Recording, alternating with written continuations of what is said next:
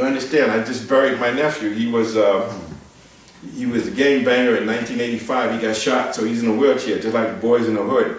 So when he got shot, my sister-in-law said to him, are you going to give up or are you going to get up?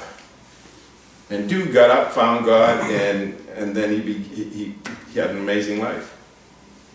Amazing life. He did a lot of things. He was going out and doing like us. He was seeing other people who got newly paralyzed. He would go talk to them and give them a vision of possibility. Let's relate to this thing in a way where you empower and you be way more than you were. So my interpretation of what happened to my nephew, he got shot and paralyzed and it saved his life. So it's just a matter of being able to look at things in a way that empowers us, but also how do we connect with that masterpiece? How do we connect with ourselves so we can connect with others? And it's all about our choices, how we see things. If we can create space between stimulus and response, and if we have values, if we are principle driven, then that's powerful. And you know, we got the traditions, we got a lot of tools in our arsenal, at least in recovery. And so we get in our arsenal, so we go principle beyond personality. You can imagine if the country was being run like that. What that would be like. But you see it, you know, I'll be honest, I look around and I read the big book and it talks about self-will run riot. I see that all over the place. And I'm not judging, I'm just seeing, okay? And then when I work with people and they're doing that, I usually, excuse my language, instead of saying, hey, you shouldn't be doing that, you should be doing this, I look at them and say, how's that shit working for you? And they say, well, it ain't. I say, okay, so what do you want to do? Your choice. If you want to do this, then you might consider doing something else or looking at it differently or realizing that this is, you know, you fail. There's no such thing as failure, it's just feedback. So if you ain't making mistakes, if you ain't out of your comfort zone, you ain't growing.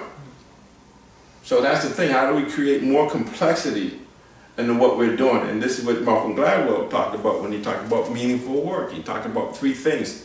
Autonomy, that means that you are responsible and you have control and the authority for what you're doing.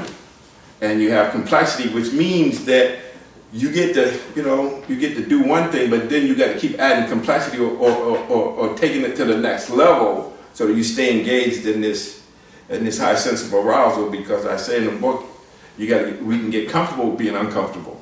And so we're growing, we're always increasing our capacity, we're always moving out of it, but we gotta, ain't nobody gonna do it for us. We gotta think about, okay, so how do we keep challenging ourselves so that we're being better than we were? And for me, what helps me to do that is when I think about helping other people. It's hard for me to do it for myself. But if I think about how I'm gonna help, that's what happened in this book. I was trying to write a book for 20 years. When I stopped trying to write a book, it wrote itself. Now I teach this stuff and it's still a challenge. But that's how simple it is. It's like once I can surrender, and I don't mean like surrender like I'm giving up responsibility. I'm not talking about that kind of surrender.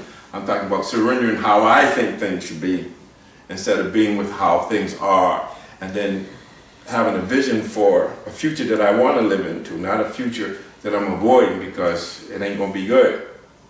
Or I feel like, oh man, that's not what I want. So I'm saying, why don't we go for the moon? And even if we don't make the moon, we're going to be at a trajectory that's much better than where we are now. And the idea, it ain't about the moon, it's about the process that's taking us there. And I say joy now or never.